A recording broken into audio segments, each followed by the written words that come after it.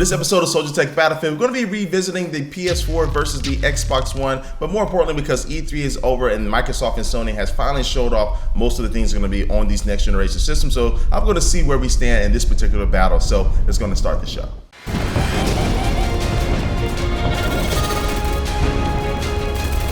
Now, E3 is done.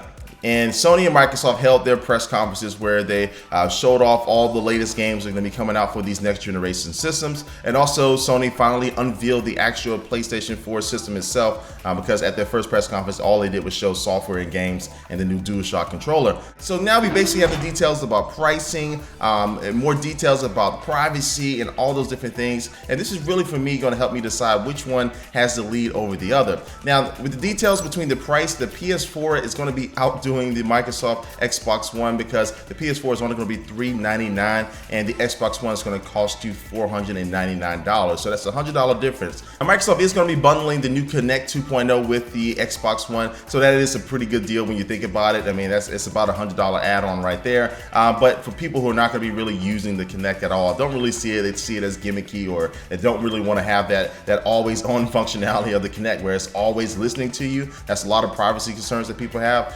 That I think that, that $100 difference between the PS4 and the Xbox One is going to really be a big difference in people's minds. And one of the big issues, again, as I mentioned before, with the privacy with the Kinect going to be always on, so it's going to be always listening to your conversations, even though it may not be doing anything, but it has to have that functionality. So when you do say Xbox turn to channel 24 or Xbox play game or something like that, that it will be able to turn on. But I think that in the holiday season, when both of these systems are going to be launching, both of them are confirmed launching in holiday season. I think Xbox One will be definitely coming in November, and the PlayStation 4, I think they still just said holiday season. But anyway, I think before they launch, all the big news stories are going to be, or what are the two big things that kids want for Christmas, right? And it's going to be the Xbox One, the PS4. But I think when they start really covering it, they're going to be bringing up these privacy concerns that people have with the Xbox One. I mean, the Xbox One also, too, one of the things that sucks is that it's going to need to be contacting with their servers or with Microsoft once every 24 hours. So what that basically means is that you need internet to play the Xbox One.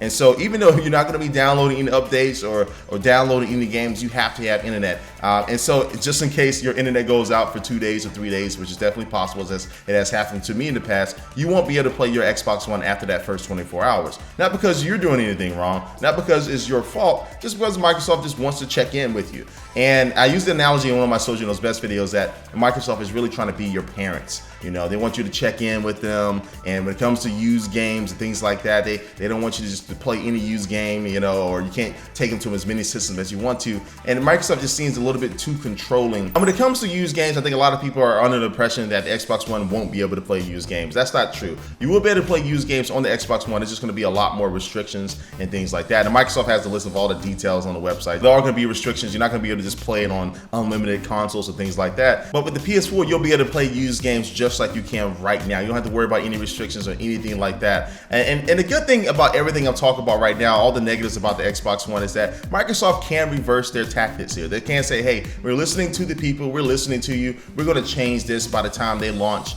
in November. Now, whether they'll do that or not, I don't know. Microsoft's going to be probably pretty stubborn about it, but they can do that, and we're going to be looking forward to see if they do that. Now, again, I'm really excited for a lot of the features on the Xbox One. Don't get me wrong. I'm not bashing the Xbox One. I'm going to be getting one just like I'm going to be getting the PS4. Both of them have features that are unique to them. I love the new Kinect with the Xbox One. Again, all the features I talked about, being able to Skype and watch TV and being able to just really control my TV. And some of the exclusive titles on the Xbox One, like Titanfall and things like that, are very, very intriguing to me. And of course, I'm a really big Halo person, so I'm going to be getting it just for Halo. And then with the PS4, I'm really liking all the things they're doing with the cloud and their online-based gaming now.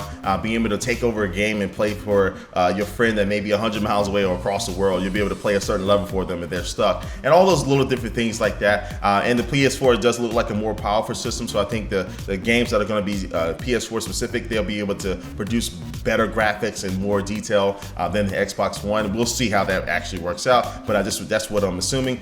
But again, both of them have their ups and downs, but I think right now the PS4 is winning this initial battle with the Xbox One, just because it's going to be able to appeal more to not only the hardcore gamers, but when it comes to privacy concerns and things like that, it's going to be able to appeal to most of the consumers out there. Well, this is just my opinion, but I'm really interested to see what you guys think. Leave your comment down below about which one of these systems that you're looking forward to the most, and for what reason. Is it for the games? Is it for the features? Is it for the online functionality? All those different things. Leave your comment down below, and we'll keep a close eye on this battle definitely as we get closer to the holiday release. And thanks for watching this video, guys, and I will catch you later. Peace.